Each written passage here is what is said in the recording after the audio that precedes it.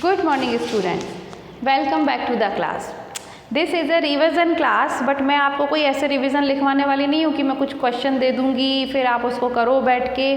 आप जो पढ़ाई कर रहे हो दैट इज़ इनफ, ठीक है। सबसे पहले मेरी थोड़ी बातें सुन लो। मैंने बहुत पहले आपका कोर्स कंप्लीट करा दिया था और सब बच्चों को ये पूरे वीक का टाइम था कि आप अपनी कॉपी सबमिट कर सकते हो चेकिंग के लिए, लेकिन बहुत कम बच्चों ने कॉपी चेक कराई हैं। तो अब आपने गलत लिखा है कॉपी में, सही लिखा है कॉपी में, I am not responsible. Your parents, और जो पेरेंट्स सुन रहे हैं ये this is just for parents actually, कि बच्चे बहुत छोटे हैं, पेरेंट्स को ध्यान रखना चाहिए था। जिन बच्चों के पेरेंट्स अच्छे से ध्यान दे रहे हैं वो बाकायदा प्रॉपरली कॉपीज़ कंप्लीट करके लेकर आ रहे हैं, ठीक है। लेकिन कोई बहुत सारे बच्चों ने नहीं दी है तो this is not your problem. और दूसरी बात ये कि एक और बात ध्यान रखना कि इस तरह से पढ़ाई मत करना कि सिर्फ पीछे के क्वेश्चंस याद कर लिए, कि जो एक्सरसाइज में दिए हैं वो याद करके आ गए।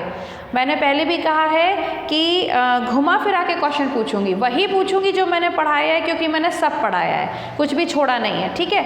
लेकिन जो बच्चे वीडियो अच्छे से देखते हैं उसके बाद वापस से एक बार चैप्टर पढ़ते हैं, उसके बाद अपना काम कंप्लीट करते हैं और फिर उसको लर्न करते हैं। ये चारों काम मैंने जो पहले बोले थे कि सबसे पहले आप listening of the video, reading, then writing, then learning. तो अगर ये जिसने भी अपने बच्चों को कराया और जिन बच्चों ने किया है they will be able to give the answers of the question, क्योंकि मैंने क्वेश्चंस घुमा फिरा के पूछे हैं। सपोज करिए हम ईवीएस का कोई एग्जाम्पल लेते हैं, मान लीजिए, और मैं ये पूछती हूँ कि भाई फोटोसिंथेसिस हमने पढ़ा था, फोटोसिंथेसिस को मैंने बहुत अच्छे से समझाया है। फोटोसिंथेसिस क्या होता है, उसमें कौन कौन सी गैसेस यूज़ होती हैं, कौन सी गैस निकलती है, कौन सी गैस उसमें आती है, आप अच्छे से पढ़ो और समझो और सुनो और वापस रीड करो, ठीक है। तो ये क्वेश्चन घुमा फिरा के पूछा जा सकता है। ऐसे भी पूछ सकती हूँ कि व्हाट इज़ फोटोसिंथेसिस, तो आप लिख दोगे। लेकिन सॉरी, इसको मैं मैच द कॉलम में भी पूछ सकती हूँ। इसको मैं ऐसे भी पूछ सकती हूँ कि which gas is used in photosynthesis, तो आपको पता होना चाहिए कि कौन सी गैस यूज़ होती है, कार्बन डाइऑक्साइड यूज़ होती है, ठीक है ना। इसी तरीके से अगर मैं पूछूँ कि डेकोरेशन के लिए कौन से, अगर मान लीजिए मैंने राइट ऑप्शन बता दिया, मतलब ट्रू और फॉल्स में पूछ लिया कि banana leaves are use for decoration, तो आपको पता होना चाहिए कि येस। अगर मैं बोलूँ कि neem leaves are use for decoration, तो आपको पता होना चाहिए कि नो। तो जो भी आपने पढ़ा है, अगर आपने ठीक से पढ़ाई की है ना तो ही आप आंसर दे पाओगे। सिर्फ पीछे के क्वेश्चन आंसर याद करके मत रह जाना।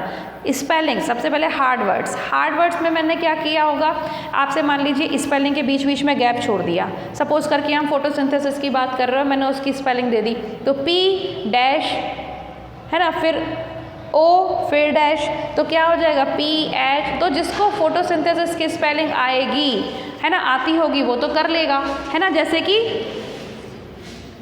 PHOTOSYNTHESIS, ये होती है ना फोटोसिंथेसिस की स्पेलिंग। अब मैंने क्या किया, ये हटा दिया बीच में से, ये हटा दिया बीच में से, ये हटा दिया बीच में से, और ये भी हटा दिया बीच में से। तो आपको ये पता होना चाहिए कि दिस इज फोटोसिंथेसिस और आपको ये फिलअप्स करने आने चाहिए, ठीक है। वर्ड मीनिंग्स में Hindi to English word meaning भी पूछे गए और इंग्लिश टू हिंदी भी पूछे गए। सबसे पहले तो आपको मान लीजिए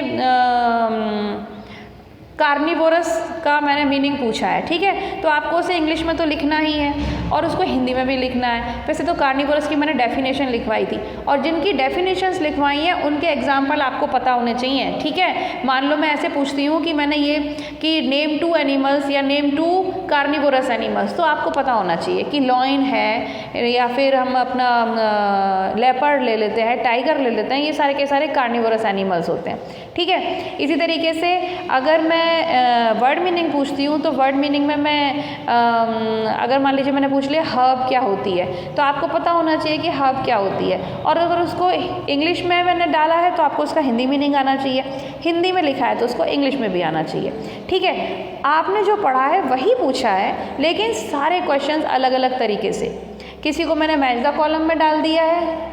अगर मान लीजिए मैंने ऐसे बोला कि एटमॉस्फेयर, और एटमॉस्फेयर में जो गैस प्रेजेंट होती है मैक्सिमम, मतलब ऐसा कहा मैंने, ऐसा मान लो डाल दिया है कहीं पर कि maximum gas in the air, तो आपको पता होना चाहिए कि नाइट्रोजन है। ठीक है, आपको मैंने पूछ दिया, ये आपको मैजा कॉलम में दिख गया।